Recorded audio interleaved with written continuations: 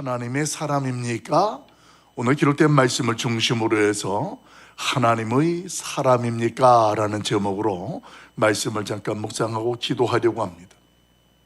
우리가 묵상하고 있는 이 엘리사라는 선지자는 북이스라엘의 선지자로 활동을 했던, 그리고 지금도 활동을 하는, 본문 속에서 보면 그 북이스라엘을 대상으로 활동을 하는 선지자입니다.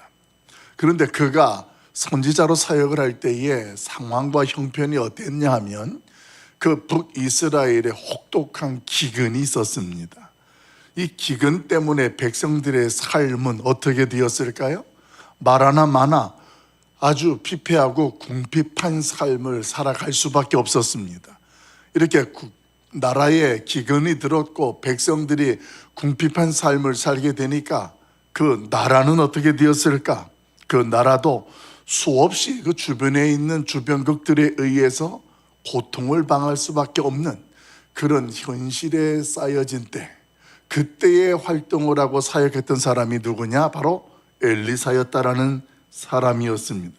그 엘리사라는 하나님의 사람이 이스라엘에 있을 때에 이 북이스라엘은 수많은 수모를 겪어야 했습니다. 특히 그 주변국들 가운데에 우리가 계속 반복적으로 묵상되지는 이 아랍이라는 나라, 이 아랍이라는 나라가 강력한 군사력을 앞세워서 이스라엘을 수없이 침공하고 괴롭히는 일들이 이어졌었습니다. 그런데 그렇게 수없이 북이스라엘을 쳐들어오고 괴롭혔는데 신기한 일은 말이에요, 그때마다 북이스라엘은 그 위기를 넘어갔다라는 거예요. 별 탈 없이 그 강대국 앞에서 약소국이었던 북이스라엘이 큰 화를 입지 아니하고 넘어갔다. 사실은 오늘 본문에서는 그 이유를 설명해 주고 있습니다. 도대체 강대국들이 그렇게 있고 나라는 피폐해져 있지만 그럼에도 불구하고 그 위기 가운데의 위기를 넘어갈 수 있었던 이유가 뭐냐? 오늘 그 이유에 대해서 9절, 10절은 저와 여러분에게 이렇게 설명해 줍니다. 우리 9절, 10절 말씀을 같이 읽어보도록 합니다. 9절, 10절 같이 봐요. 시작. 하나님의 사람이 이스라엘 왕에게 보내 이르되 왕은 삼가 아무 곳으로 지나가지 마소서. 아람 사람이 그곳으로 나오나이다 하는지라. 이스라엘 왕이 하나님의 사람이 자기에게 말하여 경계한 곳으로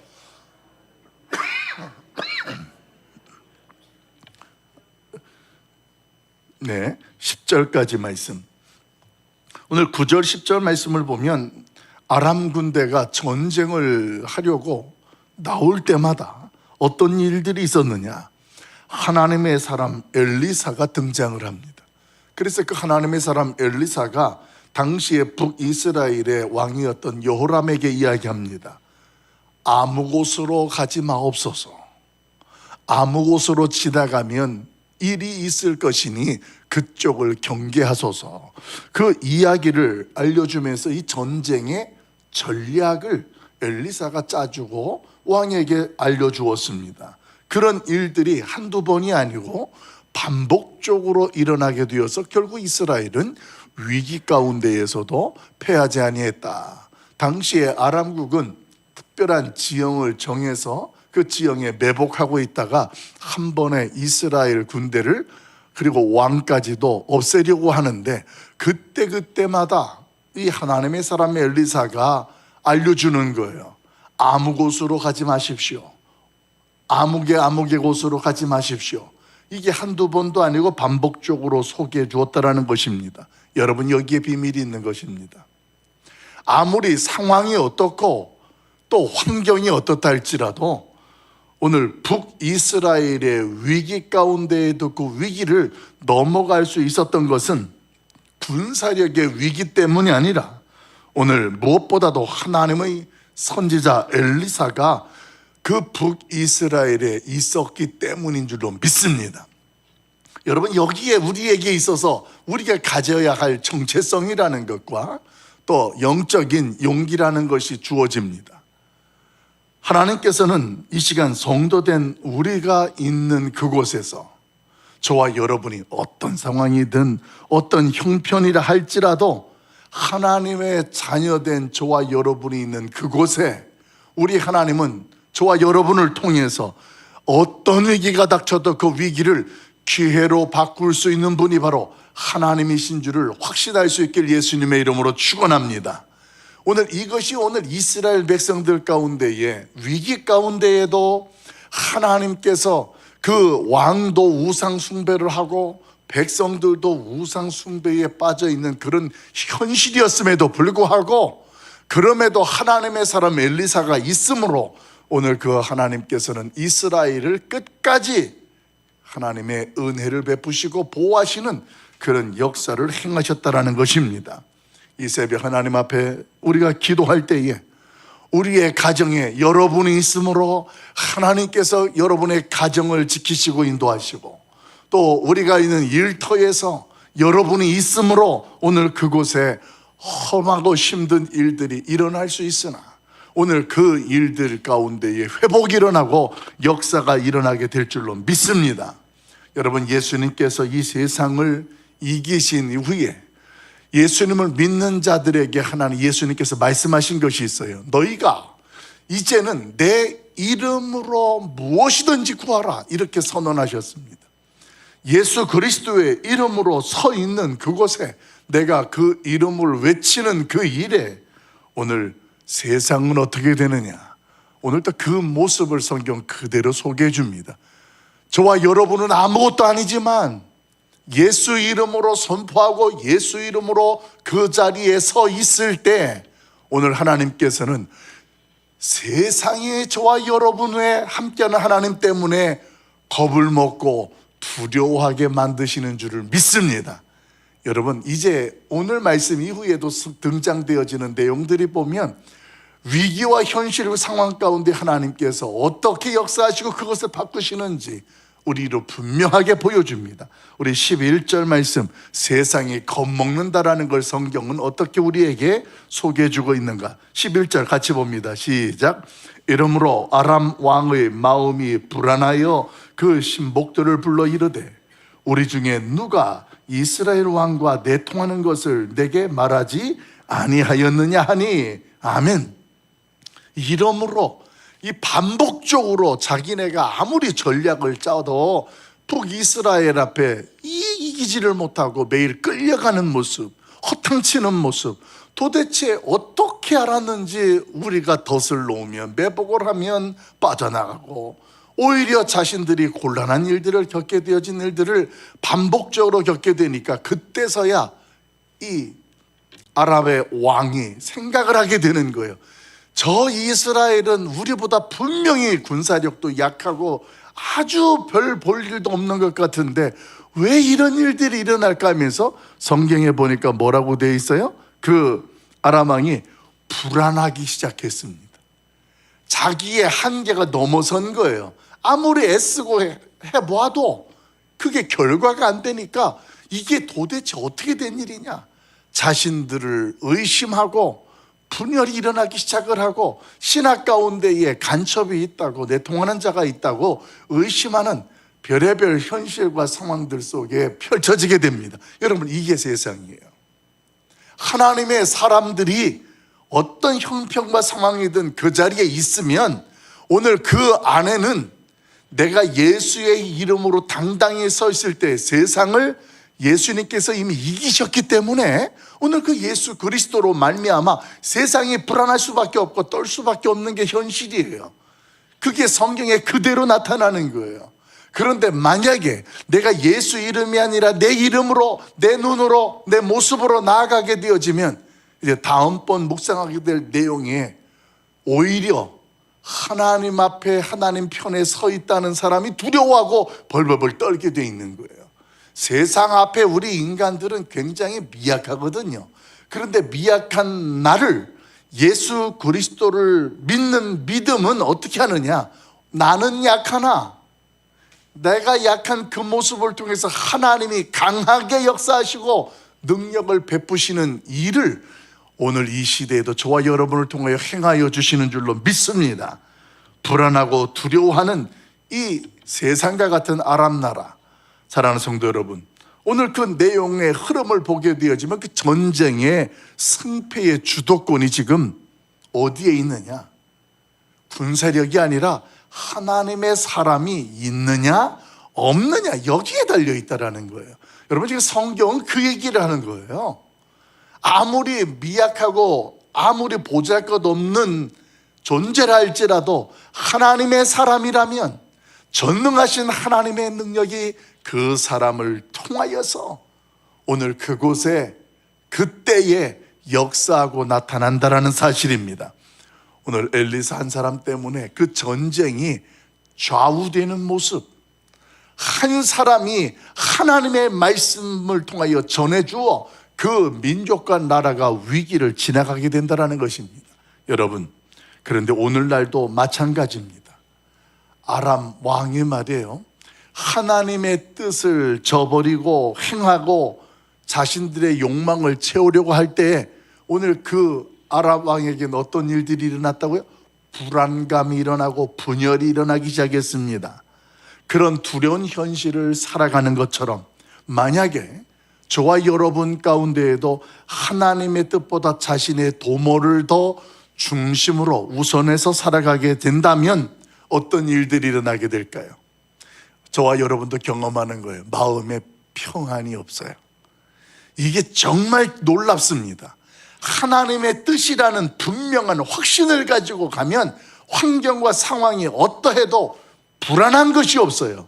이건 하나님의 뜻이니까, 하나님이 함께하니까. 그런데 하나님의 뜻을 거슬리고 나의 생각이나 나의 어떤 도모를 위해서 집중을 하고 달려나가려고 할 때에는 하나님의 뜻이 없는 그 현장은 왠지 마음이 불안하고 평안도 없고, 그리고 사소한 일에도 근심하고 걱정하게 되어지는 그런 현실 속에 사로잡히게 된다는 거예요. 사실 이런 모습을 가장 잘 보여줬던 사람이 하나 있습니다. 이스라엘의 초대 왕이었던 사울 왕이라는 사람. 얼마나 불안하고 초조했는지 잠도 못 잤습니다. 요즘 말로 말하면 불안증, 우울증 다 그 정신적으로 심리적으로 다 문제가 되어진 사람이 바로 사울 왕이었습니다. 그 원인이 크게 두 가지였죠. 그 첫째는 다윗 때문에 그랬습니다. 다윗이 백성들 앞에 그렇게 인기가 많고 또 자기보다 능력이 많은 것처럼 본인도 인정되어지니까 불안한 거예요. 백성들이 다윗을 따라갈까 봐, 자신을 배신할까 봐, 그것 때문에 백성들 눈치를 봐야 되니까 얼마나 그 사는 삶이 그랬을까요? 그뿐만이 아니었습니다. 뭔가 왕으로서의 권위와 그 모습을 드러내고 싶어서 이 아말렉이라는 나라와 전쟁을 치러야 될 때 하나님 앞에 제사를 지내고 전쟁을 치르는 거는 알고 있어서 지켜야 되는데, 이 사무엘이 뒤에 늦게 오니까 자기 마음대로 제사를 지내버립니다. 이렇게 해놓으면서부터 이게 본인 스스로가 자기의 어떤 목적을 이루려 가다 보니까 불안한 감이 있어요. 악신이 그를 또 사로잡습니다. 그래서 밤에 잠도 못 잡니다. 근심 걱정 가운데에 지나갔던 이 사울왕, 결국 그걸 또 해결하기 위해서 어떻게 합니까? 여러분, 그때에 하나님의 뜻을 붙잡고 회개하고 돌이켰다면 역사는 또 달라졌을 텐데, 오늘 사울 왕은 그 현실 가운데 그 문제를 풀어보려고 신접한 여인을 찾아갑니다. 그래서 사무엘을 불러달라. 문제를 풀어보는 게 다 자기 방식이고 자기가 뭔가를 해보려고 하는 그런 모습으로 사울 왕은 등장하게 되어지죠. 하나님의 뜻을 찾거나 회개하지는 않고 문제 해결을 위해서 엉뚱한 자리를 찾아갔던 그의 인생은 결국 마지막 비참한 인생으로 결과를 맞이하게 되었던 것을 기억합니다. 여러분, 우리의 인생이 왜 불안하고 걱정과 근심 속에 생각이 많아질까요? 하나님의 뜻이 없으면, 그 하나님의 뜻이 없으니까 불안한 것이고 방황되는 거예요. 여러분, 프랑스의 조각가 우리 로댕이라는 사람을 많이 알죠? 로댕 하면 여러분이 떠오르는 장면이 하나 있죠. 이런 조각상이 하나 있잖아요. 근데 원래 그 조각상이 그게 혼자 동그라니 있는 조각상이 아니라 지옥의 문이라는 이 조각이라는 작품이 있어요. 거기에 이렇게 하고 있는 이 조각상, 일명 우리가 잘 알고 있는 생각하는 사람이라는 조각상이 중앙센터 높이에 딱 이루고 있어요. 그리고 그 주변에 다른 조각의 사람들의 모습들은 어떤 모습이냐면 지옥의 문이니까 그 지옥에서 고통스러워서 막 이런 희귀한 표정으로 있는 사람들의 표정들이 여러 가지가 가득 차 있어요. 그 중앙에 그 남자가 이러고 있는 거예요. 여러분, 그 남자가 지옥의 문이라는 그 작품 안에서 지금 뭐 하고 있을까요? 번뇌하고 있는 거예요. 내가 왜 이렇게 살았을까? 여기가 지옥이구나. 사실은 그 조각상이 보여주는 현실은 바로 지옥의 문이라는 현실을 생각하게 만들고 기억하게 만들고 오늘 그런 모습인데, 그게 이제 철학적으로 살짝 그것만 떼어내면 이상한 표현들이 되어져요.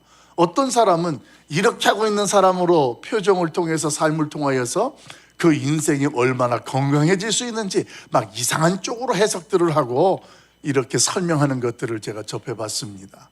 여러분, 하나님의 없는 곳이 지옥이잖아요. 그 지옥의 문에 이르고 있는 그 남자, 하나님의 뜻이 없으니까 번뇌하는 거예요. 생각하는 사람이라는 거 아주 고상한 표현이에요. 생각도 다른 말로 바꾸면 고민하고 번뇌하는 거예요. 야, 여기가 지옥이구나. 그게 지옥의 문이라는 작품 안에 그 생각하는 사람이라고 말하는 조각상이 그 중심 상단에 자리 잡고 있다는 것을 기억한다면 오늘 저와 여러분 모습 가운데 여러분 뭐가 그렇게 번뇌되어지고 근심되고 걱정되는지 그 내용 속에서 고민하지 마십시오. 그런 모습이 있다면 1차적으로 먼저 이 생각을 해야 돼요. 하나님의 뜻이 없구나. 내가 이렇게 불안하고 내가 근심되고 걱정될 때에는 하나님의 뜻을 먼저 거기에서 찾자는 이야기예요. 하나님의 뜻이 분별되는 순간 이 안에 어떻게 될까요? 세상에 줄 수 없는 평강이 주는 거예요. 지난주에 묵상했잖아요. 우리 가운데 어느 날 어쩌면 어떤 일들이 일어날 수 있어요. 그럼 그 일이 일어났을 때 저는 저와 여러분 이런 고백을 했으면 좋겠다라는 거예요. 이 일을 통하여 하나님이 어떤 새 일을 행하시는가. 하나님 앞에서 그 상황 속에서 하나님의 뜻을 찾고 구하는 것, 여러분 이런 모습이 하나님의 사람의 모습인 줄로 믿습니다. 하나님의 뜻을 알고 하나님의 뜻을 따르는 저와 여러분으로 말미암아 여러분이 있는 그곳에 위기가 기회로 바뀔 수 있고 하나님의 은혜가 충만할 수 있기를 예수님의 이름으로 간절히 축원합니다. 그래서 이 새벽 기도할 때에 하나님의 뜻을 분별하게 하옵소서.